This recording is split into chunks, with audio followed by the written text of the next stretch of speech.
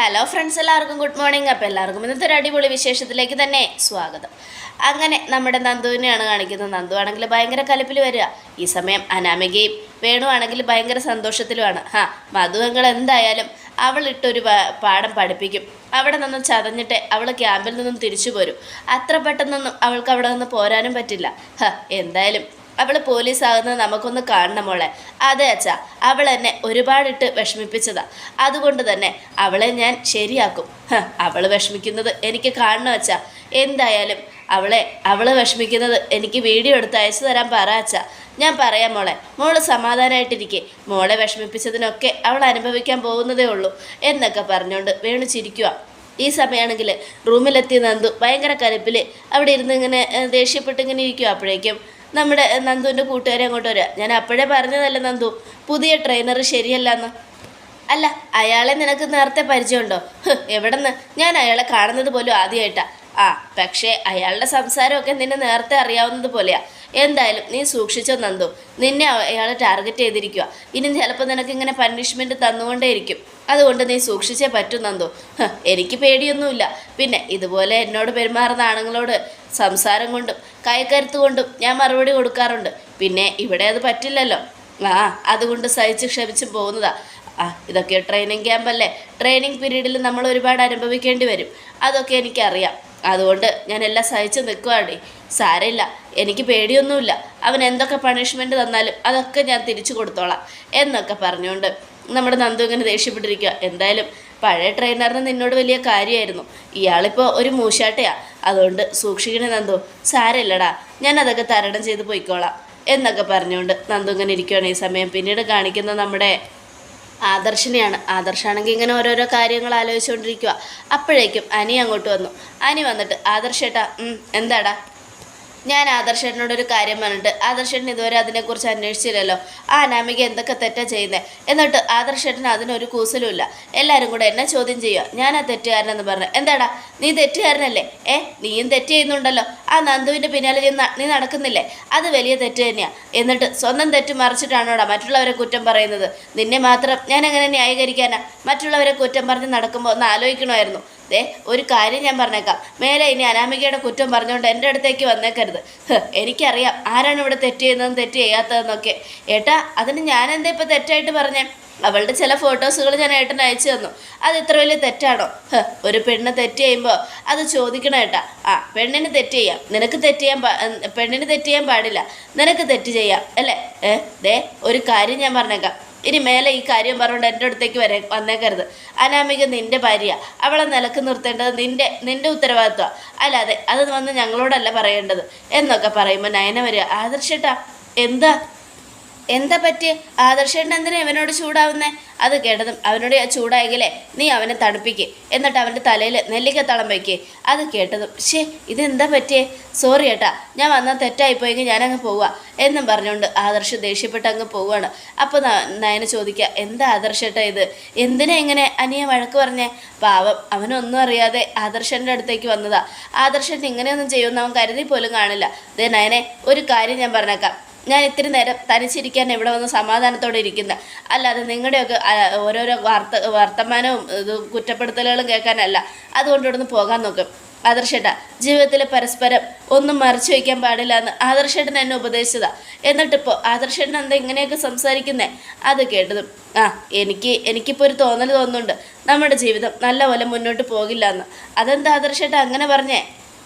അതിനു വേണ്ടി ഞാൻ ആദർശേട്ടനോട് എന്ത് തെറ്റാ ചെയ്തത്? പറ ആദർശേട്ട എന്നൊക്കെ പറയുകയാണ്.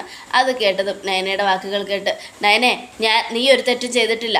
തെറ്റ് ചെയ്തത് ഞാനാ. അതുകൊണ്ട് നീ ഇപ്പം എൻ്റെ മുന്നിൽ നിന്ന് പോ. ആദർശേട്ട, കാര്യം എന്താന്ന് പറ. രഹസ്യങ്ങൾ പാടില്ല എന്ന് പറഞ്ഞിട്ട് ആദർശേട്ടൻ്റെ മനസ്സിലാണല്ലോ ഇപ്പോൾ രഹസ്യം. അങ്ങനെ ഉണ്ടെങ്കിലേ നന്നായിപ്പോയി. നിന്നോട് പോകാനല്ലേ പറഞ്ഞത്? ചില മനുഷ്യർക്ക് ചില സാഹചര്യമുണ്ട്, അതൊക്കെ മറികടക്കണമെങ്കിൽ ഇത്തിരി പ്രശ്നങ്ങളാണ്. നീ അതുകൊണ്ട് എൻ്റെ അടുത്തുനിന്ന് പോകാൻ നോക്ക് എന്നും പറഞ്ഞ് ആദർശിനെ നയനയെ ഓടിച്ചു വിടുക. അങ്ങനെ നയന ദേഷ്യപ്പെട്ട് അങ്ങ് പോവുകയാണ്. ഈ സമയം നയന പോയി കഴിയുമ്പോൾ ആദർശ് കരയുക. ഈശ്വര, എല്ലാവരോടും ഞാൻ ദേഷ്യപ്പെടുക. എന്താ ചെയ്യുന്നതെന്ന് ഓർത്തിട്ട് എനിക്കൊരു പിടിയും കിട്ടുന്നില്ല. ഞാനിതിപ്പോൾ ആരോടാ പറയുക? എന്താ പറയുക? ഒരു പിടിയും കിട്ടുന്നില്ലല്ലോ ഭഗവാനെ. എനിക്കാണെങ്കിൽ അറിയില്ല എന്ത് പറയണമെന്ന്. ചന്തുമോൾ എൻ്റെ മകളല്ല, എന്നിട്ടും ആ പഴി എന്തിനാ എൻ്റെ തലയിലേക്ക് കെട്ടിവെച്ചത്? നീ ഇത്രയ്ക്ക് ക്രൂരനാണോ ദൈവമേ എന്നൊക്കെ ആലോചിച്ചുകൊണ്ട് ആദർശ് ഒറ്റയ്ക്ക് പിച്ചുമ്പേയും പറയുവാണ്. ഈ സമയം ഇതാരും പുറത്തു പറയരുതെന്നാണ് മുത്തശ്ശൻ പറഞ്ഞിരിക്കുന്നത്. പിന്നെ ഞാൻ നിന്നോട് പറഞ്ഞത് അവരാരും അറിയണ്ട.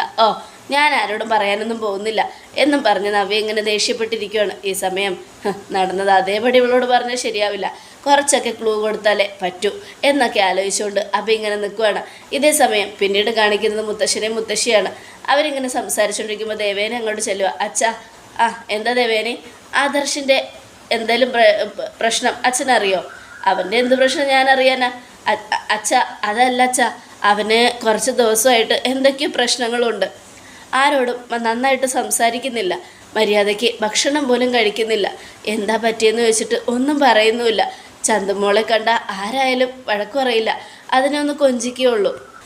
എന്നിട്ട് പോലും അവൻ അതിനോട് ദേഷ്യവും കാണിച്ച് മോന്തെ വീർപ്പിച്ച് നടക്കുക. അതിൻ്റെ കാരണം എന്താണെന്ന് ഇതുവരെ എനിക്ക് പിടികിട്ടിയില്ല അച്ഛാ. എന്താണെന്ന് അച്ഛനറിയോ? എനിക്കെങ്ങനെ അറിയാനാ? പിന്നെ അവൻ്റെ ജീവിതത്തിൽ എന്തെങ്കിലും പ്രശ്നം ഉണ്ടെങ്കിൽ അത് അവൻ പരിഹരിച്ചോളും. നീ എന്തിനാ ദേവയാനി അതിൽ തലയിടാൻ പോകുന്നേ? അച്ഛാ, ഞാൻ പറഞ്ഞില്ലേ, അവൻ മര്യാദയ്ക്ക് ആഹാരം പോലും കഴിക്കുന്നില്ല. അങ്ങനെയുള്ളപ്പോൾ അവനെ അങ്ങനെ വിടാൻ പറ്റുമോ? അപ്പോൾ വസുന്ധര, അത് ദേവയാനി പറഞ്ഞത് ശരിയല്ലേ?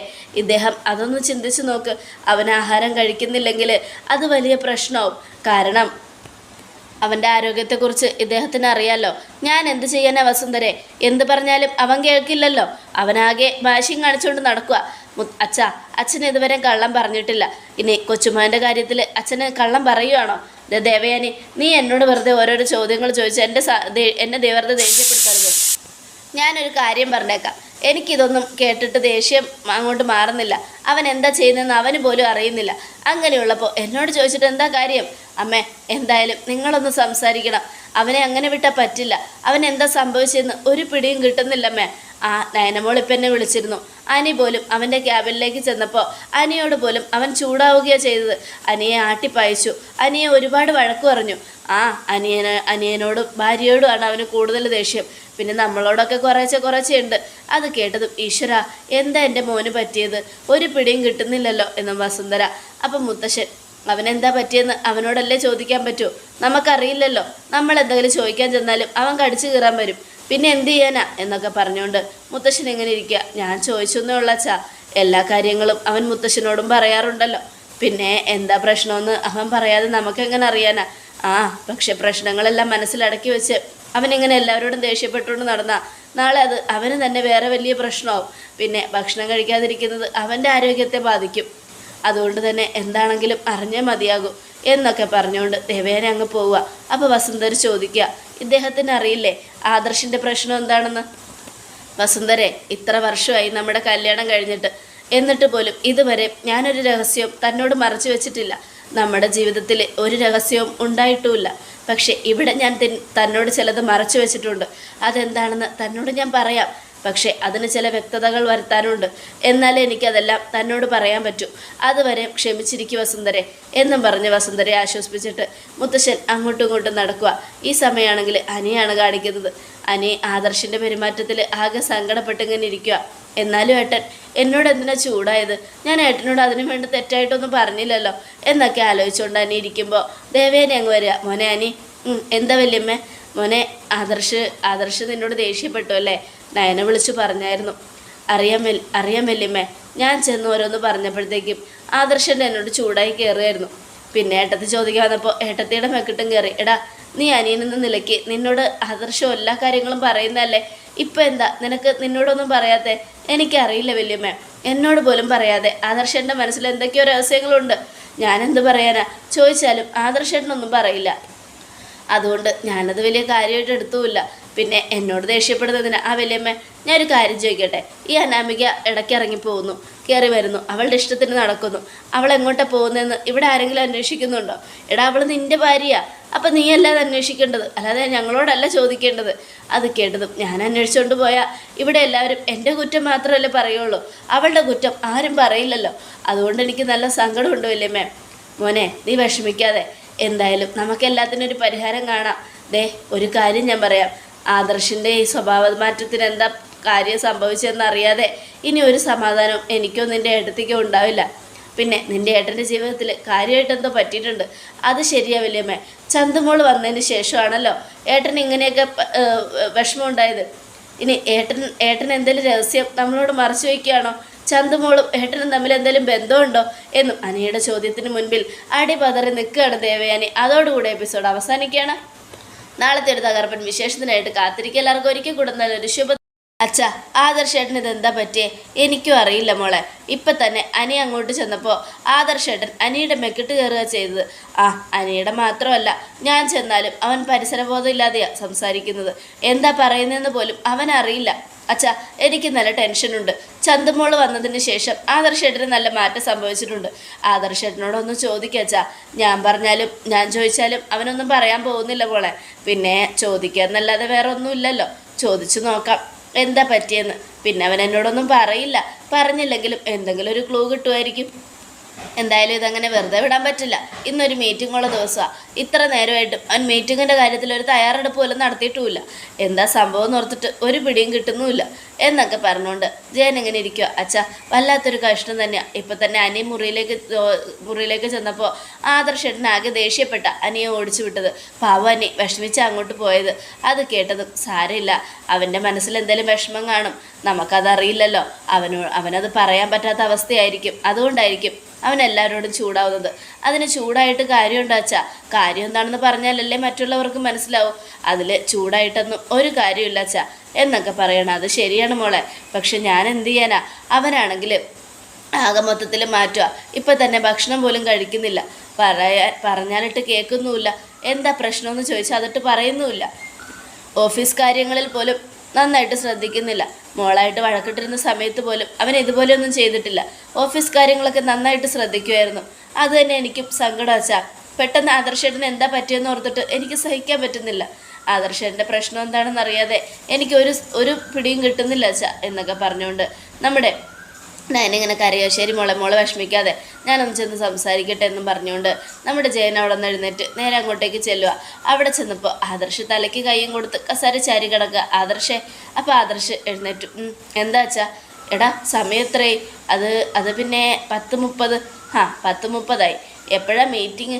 അല്ല, ഇന്നത്തെ മീറ്റിങ്ങിനെ കുറിച്ച് നിനക്ക് വല്ല ചിന്തയുണ്ടോ? അയ്യോ അച്ഛാ, ഇന്നത്തെ മീറ്റിംഗ് എനിക്ക് അറ്റൻഡ് ചെയ്യാൻ പറ്റില്ല. അച്ഛൻ തന്നെ പോയി അതൊന്ന് അറ്റൻഡ് ചെയ്യും. അത് കേട്ടതും എടാ ഇനി 25 മിനിറ്റ് മാത്രമേ ഉള്ളൂ. അല്ലെങ്കിൽ തന്നെ ആദ്യമൊക്കെ മീറ്റിംഗ് നടക്കുമ്പോൾ അതിനൊക്കെ അറേഞ്ച് ചെയ്യുന്നത് നീ തന്നെയാണ്. ഇന്ന് ഒരു ഉത്തരവാദിത്വം ഇല്ലാതെ നീ ഇങ്ങനെ ഇരിക്കുന്ന എന്തിനാ ആദർശേ? നിൻ്റെ ടെൻഷൻ എന്താടാ? നിനക്ക് എന്താ പറ്റിയത്? എന്താണെങ്കിലും തുറന്നു പറഞ്ഞാലല്ലേ മോനെ ഞങ്ങൾക്കറിയൂ. നീ ഇങ്ങനെ ടെൻഷൻ അടിച്ച് നടന്നാൽ ഞങ്ങൾക്ക് അതിനെക്കുറിച്ച് വല്ലതും അറിയോ? ഒരു കാര്യം ഞാൻ പറയാം. ഇന്നത്തെ മീറ്റിങ്ങിൽ ഒരുപാട് ബിസിനസ്സുകൾ നമുക്ക് കിട്ടാനുള്ളതാണ്. അതൊക്കെ പോകണമെന്നാണോ നിൻ്റെ വിചാരം? അച്ഛൻ ഞാൻ അങ്ങനെ ചിന്തിക്കുമോ? ഇല്ലല്ലോ. അപ്പം പിന്നെ നിൻ്റെ ഈ ടെൻഷൻ എന്താണെന്ന് ഞങ്ങളോട് തുറന്നു പറ. അല്ലാതെ ഇങ്ങനെ ടെൻഷൻ മനസ്സിൽ വെച്ചുകൊണ്ട് നടന്നിട്ട് കാര്യമൊന്നുമില്ല.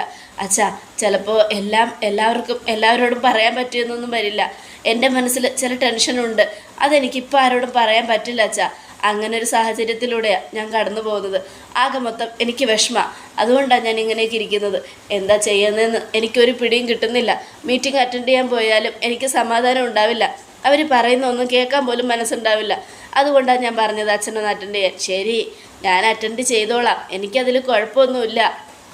പക്ഷെ മോനെ, കാര്യങ്ങളുടെ പോക്ക് ഇങ്ങനെയാണെങ്കിൽ അത് വേറെ പ്രശ്നത്തിൽ ചെന്നേ അവസാനിക്കൂ. അതുകൊണ്ട് അച്ഛൻ പറയുന്നത്. ഇല്ല അച്ഛാ, എനിക്ക് കുഴപ്പമൊന്നുമില്ല, അച്ഛൻ സമാധാനിക്കുക എന്നൊക്കെ പറഞ്ഞുകൊണ്ട് ഇങ്ങനെ ആശ്വസിപ്പിക്കുകയാണ്. ഈ സമയം പിന്നീട് കാണിക്കുന്നത് നമ്മുടെ നവ്യാണ്. നവ്യ കുഞ്ഞാവയെ കളിപ്പിച്ചുകൊണ്ട് ഇങ്ങനെ ഇരിക്കുക. അയ്യോടാ തക്കട് മുത്തേ വാവേ പൊന്നേ എന്നൊക്കെ പറഞ്ഞുകൊണ്ട് അപ്പോഴേക്കും അഭി വരിക. അഭി വന്നതും കുഞ്ഞാവ കളിക്കുകയാണല്ലോ. ഉറങ്ങാൻ തുടങ്ങുമായിരുന്നു. ഞാൻ ഉറക്കിക്കൊണ്ടിരിക്കുക. അല്ല നവ്യേ, ഇതെന്ത് വേഷം? പ്രസവം കഴിഞ്ഞപ്പോൾ തന്നെ വേഷമൊക്കെ അങ്ങ് മാറ്റിയോ? പിന്നെ ഞാൻ മാറ്റി. എന്തായാലും കുഞ്ഞിനെ നോക്കാനുള്ളതല്ലേ, അപ്പം ഇതാ നല്ലത്. എന്നാൽ പിന്നെ ഒരു കാര്യം ചെയ്യും, ഇതുപോലെ കുറേ ഡ്രസ്സ് ഞാൻ നിനക്ക് മേടിച്ചു തരാം എന്നൊക്കെ പറയാം. നവ്യേ, ഞാൻ നിന്നോടൊരു പ്രധാനപ്പെട്ട കാര്യം പറയാനാണ് വന്നത്. എന്താ അഭി? അതെ, ഞാനിപ്പോൾ പറയാൻ പോകുന്ന കാര്യം നീ നിൻ്റെ അച്ഛനോടും അമ്മയോടൊന്നും പറയണ്ട. കുറേ നാളായി. അതെ, ഭാര്യയും ഭർത്താവിൻ്റെ ജീവിതത്തിൽ രഹസ്യങ്ങളൊന്നും പാടില്ല എന്നാണ് പറയുന്നത്. അതുകൊണ്ട് നിന്നോട് ഞാനെല്ലാം പറയാം. എന്താ ബി? എന്താണെങ്കിലും പറ. നിൻ്റെ പ്രസവത്തിന് മുമ്പ് തന്നെ വേറൊരാൾ നമ്മുടെ വീട്ടിൽ വന്നിട്ടുണ്ട്. ഒരു 5 വയസ്സുകാരി. 5 വയസ്സുകാരിയോ? അതാരാ ബി? അതാരാണെന്നൊന്നും ആർക്കും അറിയില്ല. പക്ഷേ മുത്തശ്ശൻ്റെ ഓരോരോ വട്ടേ ആ കൊച്ചിന് ആരും ഇല്ല എന്നും പറഞ്ഞ് എടുത്തോണ്ട് വന്നതാ. എന്ത് ചെയ്യാൻ പറ്റും? നമുക്കൊന്നും ചെയ്യാനോ പറയാനോ പറ്റില്ലല്ലോ. നമുക്കൊരു അധികാരം ഇല്ലല്ലോ. ഓഹോ, അപ്പം എൻ്റെ കുഞ്ഞു വന്നതിന് മുമ്പ് അവിടെ വേറൊരെണ്ണം വന്ന് കയറിയല്ലേ? അതെ. ഇപ്പം എല്ലാവരും അതിനെ കൊച്ചുമകളെന്നും പറഞ്ഞെടുത്ത് കളിപ്പിച്ചുകൊണ്ട് നടക്കുക. ഇതെന്തൊരു കഷ്ടമാണ്. സ്വന്തം പേരക്കുട്ടിയെ ആർക്കും വേണ്ടേ? നമ്മുടെ കുഞ്ഞ് ചെല്ലുമ്പോഴത്തേക്കും നമ്മുടെ കുഞ്ഞിനെ നോക്കാൻ അവിടെ ആർക്കും സമയം ഉണ്ടാവില്ല നവ്യേ. അതുപോലെയല്ലേ അവിടെയുള്ളവരുടെ കാട്ടായം. അത് കേട്ടതും